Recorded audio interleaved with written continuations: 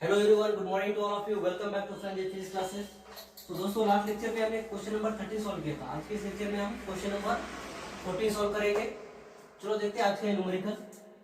सबसे पहले given data में क्या दिया है देखो। न्यूमेरिकल प्रॉपर्ली रीड करो। Part of racing track is to be design for a curvature of 72 metre.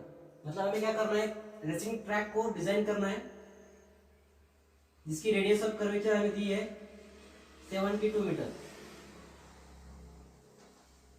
ये रेडियस ऑफ कर्वेचर हमें दिया है।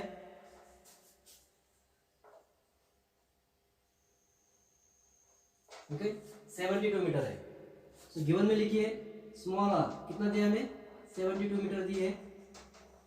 We are not recommending the vehicle to drive faster than 216 kilometre per hour. मतलब हमें क्या दी है, उस व्हीकल की स्पीड दी है 216 किलोमीटर पर आवर। दोस्तों 1 किलोमीटर पर आवर में इसे मीटर पर सेकंड में करना पड़ेगा आपको, ठीक है। जैसे हमने करो कीजिए, पहले इसको नॉर्मल मेथड से करते हैं। क्या आता है देखो, 216 इंटू 1000 किलोमीटर है तो 1000 से मल्टीप्लाई करना है, और हावर का सेकंड में करना है तो क्या करना पड़ेगा, 60 में करोगे तो मिनट में हो जाएगा, और 60 से करो सेकंड में हो जाएगा, ठीक है। सॉल्व करो इसे, दिस 2 0 कैंसिल, 60 18 6। तो देखो सॉल्व करके कितना मिल जाएगा आपको, 60 मीटर पर सेकंड आता है। देखो क्या आएगा, 60 मीटर पर सेकंड आएगा, ठीक है। तो दोस्तों ये हो गया अपना नॉर्मल मेथड से, किलोमीटर पर आवर से मीटर पर सेकंड में कैसे किस तरह से कन्वर्ट किया जाता है। नॉर्मल तरीके से मल्टीप्लाई 1000 से करो और डिवाइडेड बाय 60 इंटू 60 से करो, ठीक है। तो दोस्तों अगर शॉर्टकट से करना है आपको, किलोमीटर पर आवर का कन्वर्जन अगर आपको मीटर पर सेकंड में करना है, हमेशा याद रखो किलोमीटर पर आवर का अगर मीटर पर सेकंड में कन्वर्जन करना है आपको, तो क्या करना पड़ेगा आपको, मीटर पर आवर को मल्टीप्लाई करो 5/18 से, तो आपको क्या मिल जाएगा, आपको आंसर मिल जाएगा मीटर पर सेकंड में। ओके, सिंपली आपको 5/18 से मल्टीप्लाई करना है। यही एग्जांपल आपको इधर केस में सॉल्व करके देखते हैं। मीटर किलोमीटर पर आवर में आपको वैल्यू दी हुई है, किलोमीटर पर आवर में दी हुई है 216। इसे में क्या करना है, 5/18 से मल्टीप्लाई करना है। ओके, हमें आंसर क्या मिलेगा, मीटर पर सेकंड में आंसर मिलेगा। किस में मिलेगा, मीटर पर सेकंड में। सॉल्व करके देखो। ओके, ये आंसर क्या मिल गया, 60 मीटर पर सेकंड। मतलब देखो कितना इतना कैलकुलेशन करना पड़ता है, इधर केस में कुछ भी नहीं है। मतलब ये बहुत फास्ट प्रोसेस से होता है। ये सीईटी जेईई नीट में आपको सॉल्व करने में बहुत हेल्प करेगा। ये अपना कन्वर्जन आना बहुत जरूरी है आपको। और दोस्तों सिमिलरली अगर आपको मीटर पर सेकंड या किलोमीटर पर आवर में करना है तो सेम हम कुछ भी नहीं करेंगे। ऐसे इसको याद रखो, मीटर पर सेकंड को अगर आपको किलोमीटर पर आवर में करना है तो सेम हम क्या करेंगे, मीटर पर सेकंड को मल्टीप्लाई करेंगे 18/5 से। क्या करेंगे, 18/5 से मल्टीप्लाई करेंगे तो हमें क्या मिल जाएगा, हमें मिल जाएगा वैल्यू किलोमीटर पर आवर में। मीटर पर सेकंड को अगर 18/5 से अगर मल्टीप्लाई करोगे तो किलोमीटर पर आवर में आपको वैल्यू मिल जाएगी, ठीक है। तो दोस्तों इस तरह से ये कन्वर्जन आपको आना चाहिए। चलो आगे देखो क्या दिया है।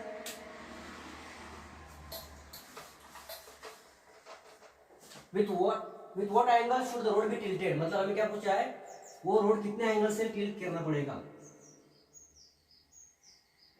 ये हमें पूछा है। थीटा पूछा है, क्या करना है, ये बैंकिंग एंगल निकालना है। हमें कितने एंगल से उस रोड को टिल्ट करना पड़ेगा, ये हमें फाइंड करना है, ठीक है। दोस्तों ये होता है इनर एज, ये होता है आउटर एज। ओके, आगे क्या दिया है देखो, by what height will its outer edge be with respect to inner edge if the track is 10 metre wide.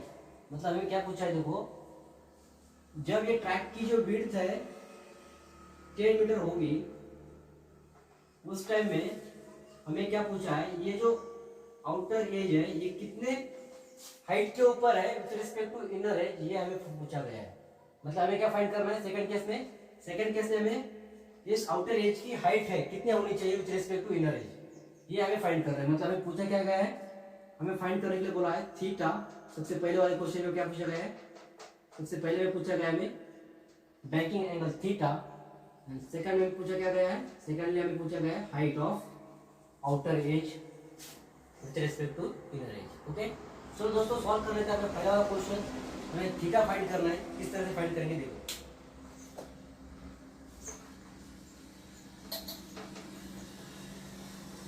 दोस्तों आपको फार्मूला याद होगा थीटा का। फार्मूले की एक लिस्ट बना के रखो जो कि साइड में जब न्यूमेरिकल साइन सॉल्व करते हैं उस टाइम में आपको याद रह जाएगा। tan inverse of theta equal to tan inverse of v square by rg। ये फार्मूला आपको पता है तो सिंपली वैल्यू पुट कर दो। v स्क्वायर कितना है, v हमें पता है 60 इंटू 60 क्या हो जाएगा 60 स्क्वायर हो जाएगा। r हमें दिया हुआ है 72 इंटू जी की वैल्यू कितनी गिवन दी है, गिवन दी है 10। सॉल्व करो इसे, ये 0 कैंसिल हो जाएगा।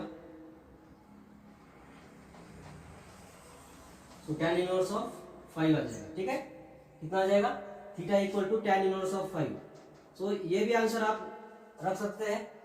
अगर आपको डिग्री में कन्वर्ट करना है तो आपको क्या करना पड़ेगा, नेचुरल टेंजेंट में जाके 5 की वैल्यू देखो कितना आती है। अगर थीटा की वैल्यू डिग्री में कन्वर्ट करना है आपको तो नेचुरल टेंजेंट में जाके देखो 5 की वैल्यू कितनी आती है। I think it's value is 78.7 degree. Okay, कितनी डिग्री है इसकी वैल्यू 78.7। तो दिस ये हमें एंगल मिल गया कितना है 78.7। ये पता चल गया किस तरह से किया, कुछ नहीं, एक एंगल का जो फार्मूला है उस फार्मूले में वैल्यू पुट कर दो और आंसर निकाल दो, बस इतना ही है, कुछ ज्यादा तो कुछ है नहीं इसके अंदर। तो सेकंड केस में क्या पूछा है, सेकंड केस में पूछा है उसका जो आउटर एज है कितने हाइट के ऊपर होगा with respect to inner edge, जब उसकी ट्रैक की जो ये जो लेंथ है विड्थ है उसकी ट्रैक की विड्थ कितनी दी है 10 मीटर। उस टाइम हमें उसकी हाइट फाइंड करनी है उसके आउटर एज की। ठीक है, तो दोस्तों ट्रिग्नोमेट्री से हिसाब से हम इसको इजीली फाइंड कर सकते हैं। देखो sin थीटा इक्वल टू क्या होगा, sin theta equal to opposite side upon hypotenuse. हमें पता है अपोजिट साइड अपॉन हाइपोटेन्यूज होती है। तो अपोजिट साइड क्या है, अपोजिट साइड है h, हाइपोटेन्यूज है 10, ये और लेंथ इक्वल टू sin थीटा। sin थीटा की वैल्यू कितनी है, sin ऑफ 78.7 इक्वल टू, ये 10 को मैं इस साइड में भेज देता हूँ, इंटू 10 इक्वल टू h। तो ये हमें मिल जाएगा 78.7 वैल्यू। देखो नेचुरल साइन में कितनी है, देखो इसकी वैल्यू साइन 78.7 की देखो 0.9806 इंटू 10 इक्वल टू h। ये सभी वैल्यू पॉइंट के आगे होगी। ठीक है, तो h इक्वल टू कितना है, h equal to 9.806 metre. Check करो वैल्यू आ गई क्या, कुछ नहीं करना है, खाली इसमें ट्रिग्नोमेट्री अप्लाई करनी है। sin theta equal to opposite side upon hypotenuse. ठीक है, so sin theta equal to h by 10। So हमें फाइंड क्या करना है, h फाइंड करना है। सो 10 को इस साइड में भेज दो और वैल्यू पुट कर दो, वैल्यू निकाल दो। आपको ये सिंपल छोटी छोटी चीजें आपको याद आनी चाहिए। ठीक है, ये देखना लॉग टेबल आना बहुत जरूरी है भाई, न्यूमेरिकल सॉल्व करना है तो लॉग टेबल का आना बहुत जरूरी है। So dear friend, this is how the numerical can be solved. Okay, so दोस्तों आज इसके आगे वाला एक न्यूमेरिकल देखेंगे जो कि इसी के ऊपर है। ठीक है, यही क्वेश्चन के ऊपर है।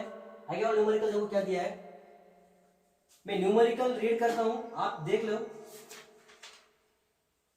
The road in question number 14 is constructed as per the requirement. मतलब हमें क्या किया है, हमें ये रख कर दो कैसे, हमें पूछा गया है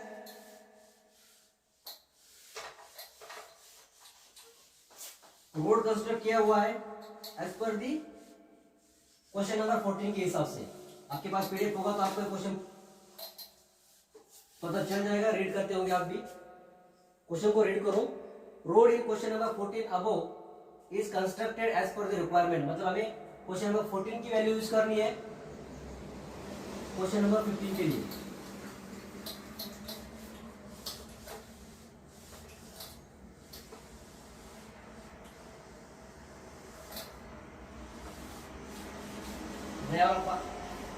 हेडिंग डाल दीजिए question number 15।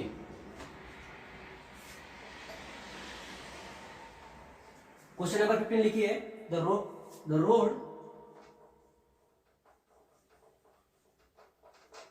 Road in question number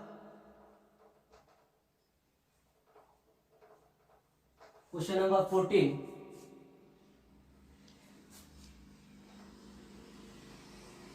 above is constructed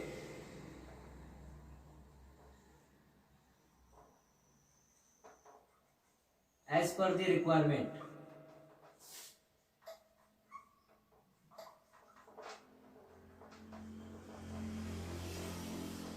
Okay,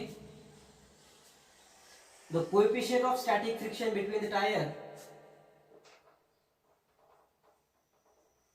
the coefficient of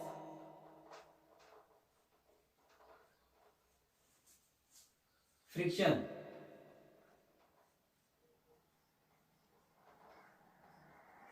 between the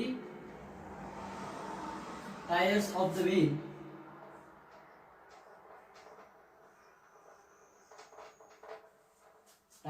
vehicle on this road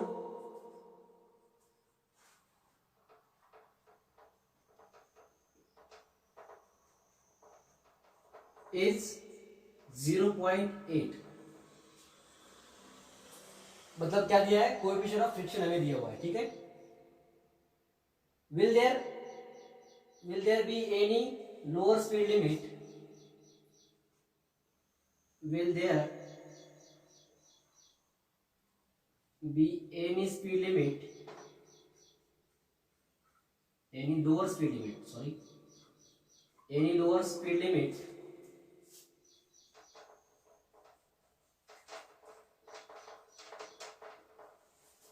will there be any lower speed limit?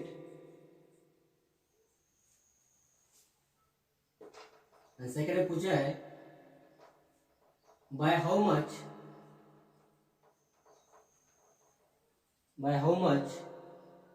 can the upper speed limit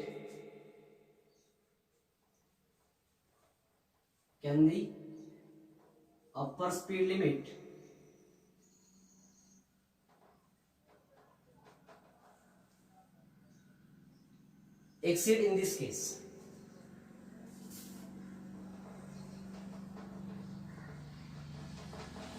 Exceed in this case, okay, yes। so दोस्तों ये है question number 15। क्या दिया है देखो, the road in question number 14 above is constructed as per the requirement. मतलब हमें question number 14 की वैल्यू यूज करनी है। गिवन लिखो, क्वेश्चन नंबर 14 में क्या क्या वैल्यू दी थी हमें, रेडियस ऑफ कर्वेचर दिया था, कितना दिया था 72 मीटर, ओके। और क्या दिया था, आई थिंक v दिया था, कितना दिया था v 60 मीटर पर सेकंड, ओके। और क्या दिया था, हमने एंगल फाइंड किया था थीटा, कितना था वो 78.7 degree, okay. And height h कितना था, h की वैल्यू थी कितनी 9.806 मीटर, ओके। ये वैल्यू हमें पता है, ठीक है। तो इस केस में क्या दिया है देखो, the road in the question number 14 above is constructed as per the requirement. The coefficient of friction between the tires of the vehicle on this road is 0.8। मतलब इस केस में हमें क्या दिया है, म्यू दिया है, कोएफिशिएंट ऑफ फ्रिक्शन दिया है। मतलब अगर दोस्तों फ्रिक्शन दिया होगा तो एज्यूम करना है, अगर फ्रिक्शन नहीं दिया है तो आपको एज्यूम नहीं करना है, ठीक है। इस केस में फ्रिक्शन दिया हुआ है तो उसको आपको इस केस में फ्रिक्शन को एज्यूम करना पड़ेगा। सो आगे क्या दिया है देखो, will there be any lower speed limit. मतलब इस केस में हमें क्या करना है, v मिनिमम लिखना है। इसके हमने बैंकिंग ऑफ रोड में मिनिमम एंड मैक्सिमम की कंडीशन देखी थी। हमें क्या करना है, will there be any lower speed limit, by how much can the upper speed limit exceed in this case. मतलब हमें v minimum and v maximum इस केस में फाइंड करना है, ठीक है।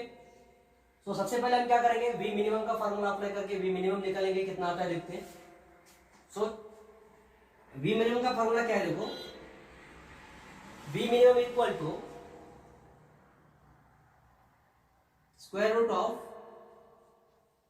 R G. Okay, in bracket में लिखो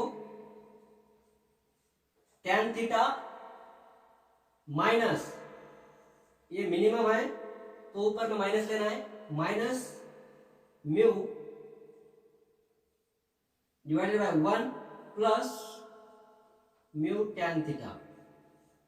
ओके, ये है अपना लोअर स्क्वायर लिमिट का फॉर्मूला। ठीक है, तो दोस्तों इस केस में कौन कौन सी वैल्यू है, देखो अपने पास आर पता है, आपको जी हमें पता है, tan थीटा म्यू भी पता है, tan थीटा में पता नहीं है लेकिन थीटा पता है। तो हमें पता था थीटा कितना है अपना इधर, थीटा इक्वल टू 78.7। ओके, तो इससे हम क्या कर सकते हो, हमें पता है कि थीटा इक्वल टू, हमें एक और वैल्यू मिल गई थी लास्ट केस में, theta equal to tan inverse of 5। तो नेचुरल टेंजेंट में जाके 5 का वैल्यू देखा तो हमें 78.7 मिल गया था। ठीक है, तो दोस्तों इसे हम कैसे लिखोगे, अगर tan को इस साइड में लेके क्या मिलेगा, tan इनवर्स को, tan थीटा इक्वल टू 5 हो जाएगा। अगर tan इनवर्स को इस साइड में लेके आया तो क्या हो जाएगा, tan थीटा हो जाएगा, tan थीटा इक्वल टू 5 हो जाएगा। ठीक है, तो हमें tan थीटा पता है, आरजी पता है, म्यू पता है, तो बी मिनिमम आर आसानी से हम निकल सकते हैं। चलो निकालो,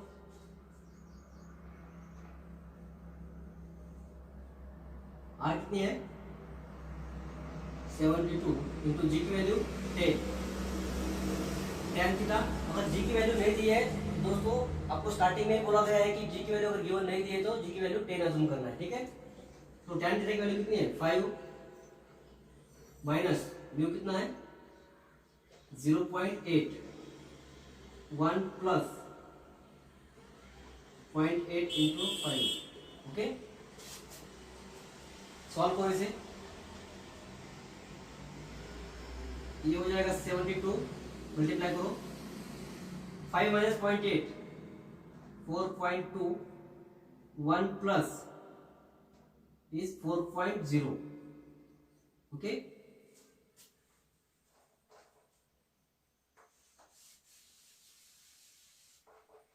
सॉल्व करो इसे,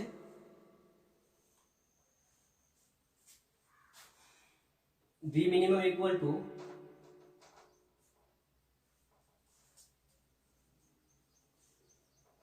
72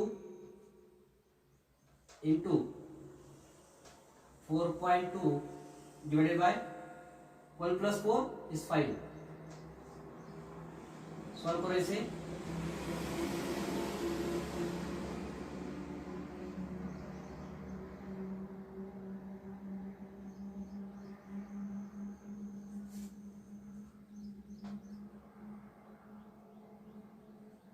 सॉल्व करो 144 इंटू 4.2 आ गया सभी का।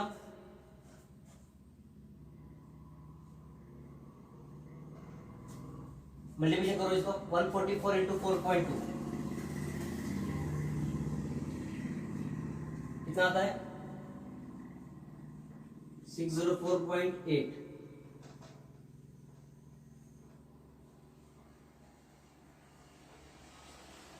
दोस्तों 604 का लॉग टेबल में स्क्वायर रूट भी नहीं देख सकते हो, आपको स्क्वायर रूट पता भी नहीं होगा कि 604 का स्क्वायर रूट कितना है। ठीक है, तो इसको सॉल्व कैसे करेंगे, देखो एक तरीका है इसे सॉल्व करने का, 604.8 इसे मल्टीप्लाई करो 10⁻² से और डिवाइड करो 10⁻² से, मतलब 100 से मल्टीप्लाई करो, 100 से डिवाइड करो, और क्या करो इन दोनों को सॉल्व कीजिए, ब्रैकेट को सॉल्व करो।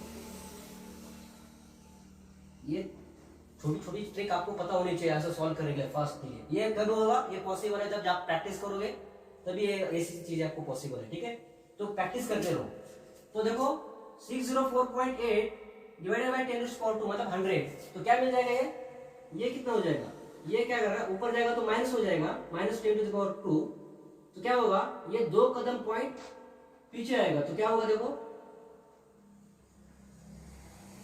ये हो जाएगा 6.048 इंटू 10⁻, ये 10⁻² जैसे ही वैसे रहेगा, खाली ये दोनों को सॉल्व करना है। 10⁻+2 है, ऊपर जाएगा तो क्या होगा -2 हो जाएगा, -2 हो जाएगा तो ये पॉइंट जो है 2 कदम पीछे आएगा, राइट, 2 कदम पीछे आएगा तो क्या होगा 6.048 इंटू 10⁻+2, ये +2 जैसे वैसे रहेगा। ठीक है, अब हम क्या 6.04 का तो स्क्वायर रूट देख सकते हैं आसान से। तो क्या है square root?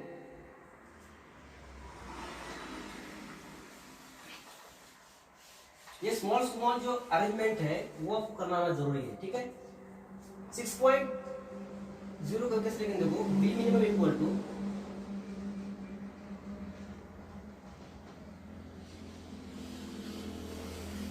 6.048 into square root के बाहर लिखो 10⁻⁴ स्क्वायर रूट के बाहर निकाल लिया है 10⁻², को मतलब 100 का स्क्वायर कितना आएगा? स्क्वायर रूट 100 का स्क्वायर रूट है 10, ओके। मेरे से बाहर निकाल, ठीक है। तो स्क्वायर रूट का वैल्यू देखिए 6.048 का कितना है square root? I think 2.458 square root की टेबल में देखिए इंटू 10। सो वी मिनिमम कितना आएगा? 24, ये खत्म आगे चला जाएगा 24.58 मीटर पर सेकंड। ये होगा अपना मिनिमम स्पीड लिमिट। कितना होगा ये मिनिमम स्पीड लिमिट? कितना है? 24.58, ओके। नेक्स्ट क्वेश्चन में क्या पूछा है?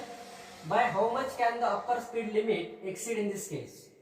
मतलब इस केस में अपर स्पीड लिमिट क्या होगी ये हमें फाइंड करनी है, ठीक है। चलो ये होगा क्या? एक स्क्रीनशॉट लीजिए।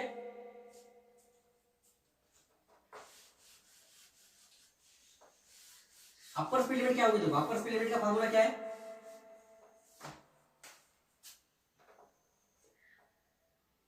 वी मैक्सिमम क्या है? सेम है, कुछ ज्यादा चेंज नहीं है। एक याद रखो, एक आराम से याद रह जाएगा। R G into tan theta, maximum है तो ऊपर में प्लस लेना है, divided by 1 minus mu tan theta, okay. दोस्तों इस केस में देखो हमें थीटा कितना दिया है? हमें थीटा कितना दिया हुआ है? 78.7। अगर दोस्तों आपने कॉन्सेप्ट अच्छी तरह से समझ लिया होगा तो आपको पता होगा, मैंने आपको एक पॉइंट बोल दिया था, जब theta is greater than and equal to 45 degree, जब थीटा 45 डिग्री और 45 डिग्री से ज्यादा होगा तो उस केस में तो जो गाड़ी है वो गाड़ी आप कितने भी स्पीड से भगाओ, वो जो गाड़ी है आप कितने भी स्पीड से भगाओ वो गाड़ी गिरेगी नहीं। मतलब ये इसको स्पीड लिमिट होगा नहीं, अपर स्पीड लिमिट उसके अंदर क्या होगा? क्या कुछ वी मैक्स क्या होगा? वी मैक्स होगा इंफिनिटी। अगर theta is greater than and equal to 45 degree से आगे होगा और इक्वल टू 45 डिग्री होगा तो थीटा क्या होगा? अब सॉरी वी मैक्स कितनी होगी? वी मैक्स होगी इंफिनिटी। मतलब उस केस में आप गाड़ी कितनी भी तेज भगाओ उस केस में कोई अपर स्पीड लिमिट नहीं है, कितने भी तेज भगाओ गाड़ी गिरेगी नहीं, ठीक है। तो ये है अपना, अगर थीटा 45 डिग्री से आगे ज्यादा होगा तो, ठीक है। तो हमें इस केस में कितना दिया है? थीटा इक्वल टू 78.7, ये तो बहुत ही ज्यादा है, 45 से बहुत ज्यादा है ना भाई। सो थीटा इक्वल टू 45 से ज्यादा होगा तो हमें पता है कि 45 से ज्यादा होगा तो क्या होगा? अपर स्पीड लिमिट कुछ होगा नहीं। तो लास्ट में सेंटेंस लिखिए एज, मतलब इसकी कोई स्पीड लिमिट है नहीं, जब थीटा इक्वल टू और ग्रेटर देन 45 डिग्री हो गया तो अपर स्पीड लिमिट कुछ होगा नहीं, ये गाड़ी कितने भी तेज भगाओ आप गिरेगा नहीं, मतलब उसको कुछ स्पीड लिमिट है ही नहीं, कितने भी तेज भगा सकते हैं इस केस में, ठीक है। तो याद रखना है कि अगर थीटा इज इक्वल टू और ग्रेटर देन 45 डिग्री होगा तो उस केस में अपर स्पीड लिमिट होगा ही नहीं। तो इस केस में तो 78 है, बहुत ही तेज ज्यादा है उसमें से, ठीक है। तो एक सेंटेंस देखो, as theta is equal to or greater than 45 degree, as theta is greater than and equal to 45 degree,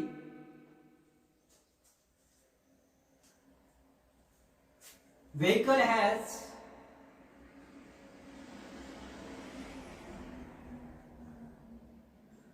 no speed limit,